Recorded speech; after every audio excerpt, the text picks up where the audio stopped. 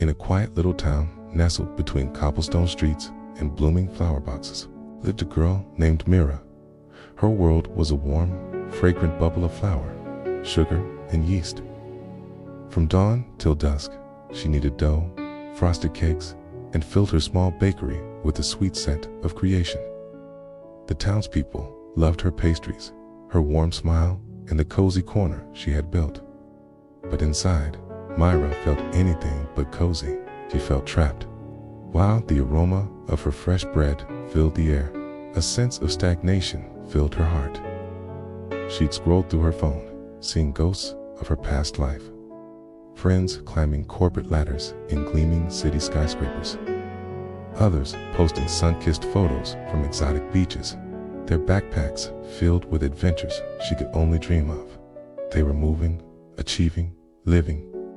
And Mira, she was here, in the same small town, in the same small bakery, watching the same hands knead the same dough, day after day after day.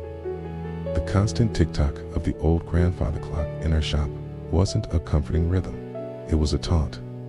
Tick-tock, another minute gone. Tick-tock, another opportunity missed. Felt like a countdown to a finish line she was nowhere near. Life felt like a race she hadn't even realized she was in until everyone else was already miles ahead, their cheers echoing from a distance she could never hope to cover. She was falling behind, a forgotten runner on a track that stretched endlessly before her. The world was a blur of motion, and she was standing perfectly, terrifyingly still. One crisp afternoon, as Mira stared blankly at a tray of cooling croissants, a shadow fell over her counter. It was Elias, the town's old clock tower keeper. His face was a roadmap of wrinkles, each one telling a story, and his eyes held a gentle wisdom that seemed to see right through her carefully constructed smile.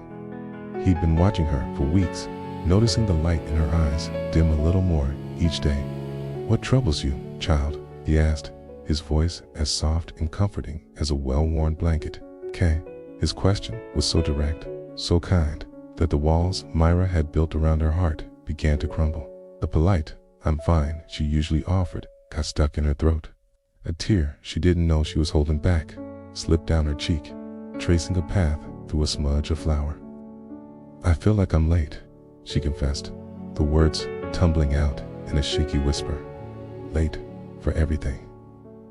Everyone else is out there, building empires, seeing the world, winning at life, and I'm just here, wasting time, baking bread."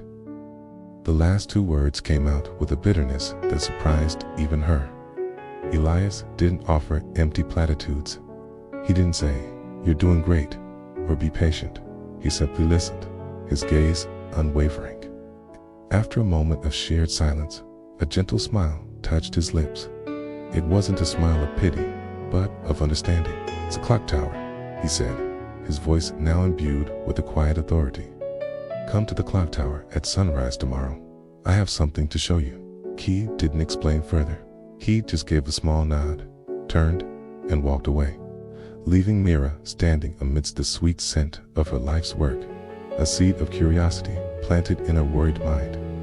The next morning, driven by a strange mix of hope and skepticism, Mira found herself climbing the winding stone steps of the clock tower. The air was cool and still, the world below still sleeping under a blanket of pre-dawn purple.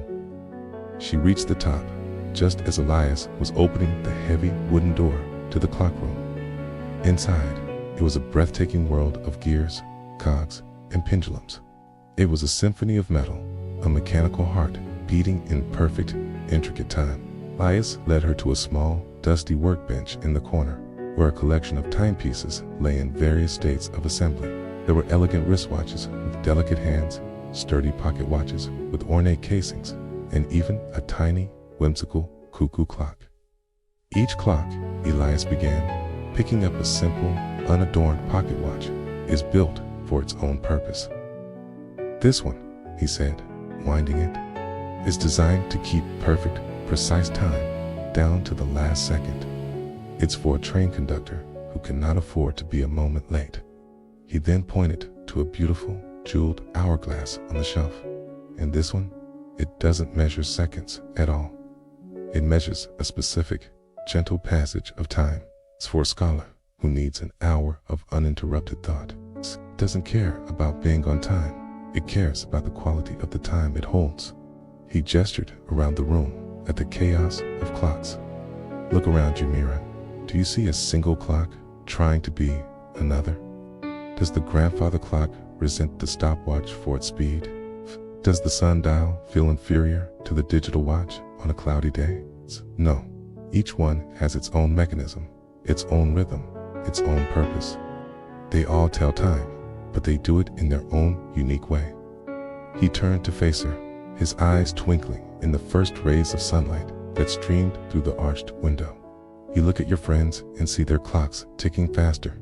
You see the conductor's watch, the traveler's compass, but you have forgotten to look at your own. He then picked up a small, unassuming music box from the bench.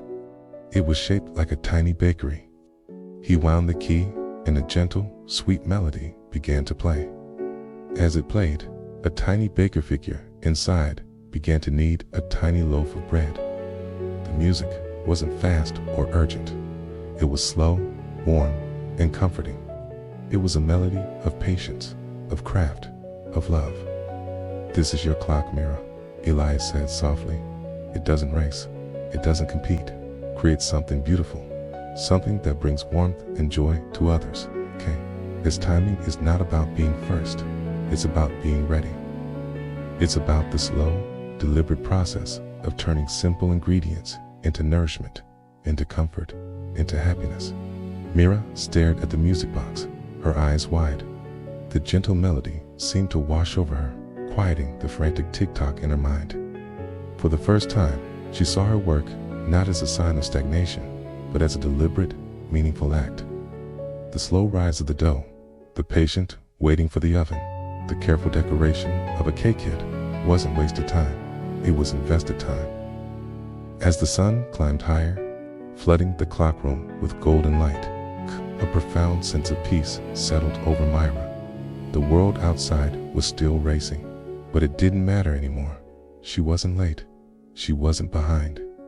She was exactly where she needed to be, moving at her own perfect pace, governed by the rhythm of her own unique clock.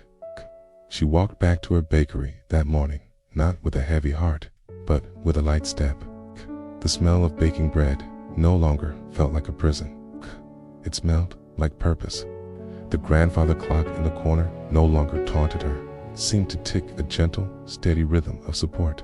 That day, when a customer praised her sourdough, Mira didn't just smile politely, she beamed.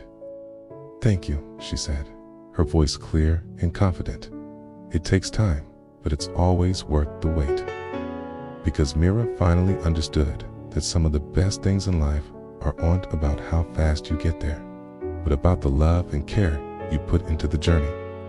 She wasn't in a race against anyone.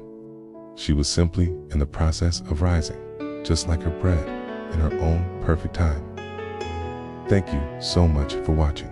Okay, if this story resonated with you, don't forget to like, subscribe, and share it with someone who might need to hear it. We'll see you in the next one.